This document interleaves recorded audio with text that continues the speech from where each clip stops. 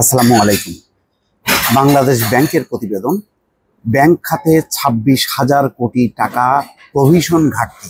সালাউদ্দিন আহমেদ বলছেন, সাবেক গভর্নর, এভাবে প্রভিশন ঘাটতি বাড়তে থাকলে ব্যাংকগুলো দুর্বল হয়ে যাবে।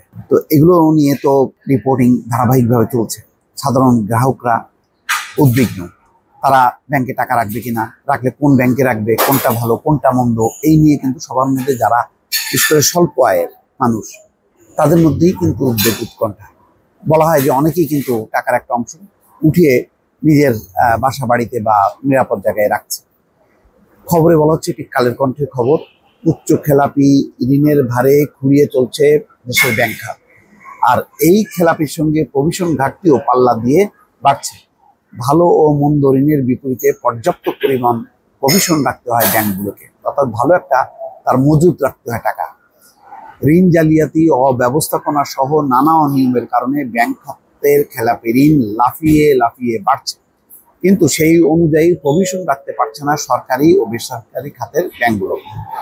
ফলে 2024 সালের মার্চ প্রান্তিক শেষে দেশের ব্যাংক খাতের প্রভিশন ঘাটতি দাঁড়িয়েছে 26,586 কোটি টাকা। দর্শক, এটা কম অর্থ না, 1-2 হাজার কোটি টাকা না, 26,000 কোটি টাকা। বাংলাদেশ ব্যাংকের সর্বশেষ হালনাগাদ প্রতিবেদন থেকে এসব তথ্য জানা গেছে। বিষয়টি নিয়ে বাংলাদেশ ব্যাংকের সাবেক গভর্নর সালাউদ্দিন আহমেদ বলেন, এখন ব্যাংকের যে অবস্থা তাতে প্রভিশন ঘাটতি হবে, কারণ দিন দিন খেলাপি ঋণ বাড়ছে। সম্প্রতি খেলাপি ঋণ অনেক বেড়েছে, বিশেষ করে রাষ্ট্রায়ত্ত ব্যাংকগুলোতে বেশি বেড়েছে, তাই প্রভিশন ঘাটতি বাড়বে। এটা তো বাংলাদেশ ব্যাংক অফিসিয়ালি জানিয়েছে যে রাষ্ট্রায়ত্ত ব্যাংকে 1 লক্ষ কোটি টাকা বেশি, প্রায় 1.5 লাখ কোটি টাকা খেলাপি ঋণ বেড়েছে। তার মানে হচ্ছে যে নিয়ন্ত্রণ করা যাচ্ছে না, পরিস্থিতি দিনকে দিন কিন্তু নাজুক হচ্ছে। এবং এটা শুধু সরকারি ব্যাংক না, বেসরকারি ব্যাংকের ক্ষেত্রেও একই অবস্থা। এখানে শতভাগ প্রভিশন রাখা দরকার, একটির সঙ্গে আরেকটি জড়িত। এভাবে প্রভিশন বাড়তে থাকলে ব্যাংকগুলো দুর্বল হয়ে যাবে। প্রভিশন ঘাটতি কমাতে হলে আগে খেলাপি ঋণ কমাতে হবে, যেটা আসলে অসম্ভব পর্যায়ে চলে গেছে। নিয়ম অনুযায়ী ব্যাংকগুলোকে পরিচালন মুনাফার 0.5 থেকে 5% সাধারণ ক্যাটাগরির ঋণের বিপরীতে প্রভিশন হিসেবে রাখতে হয়।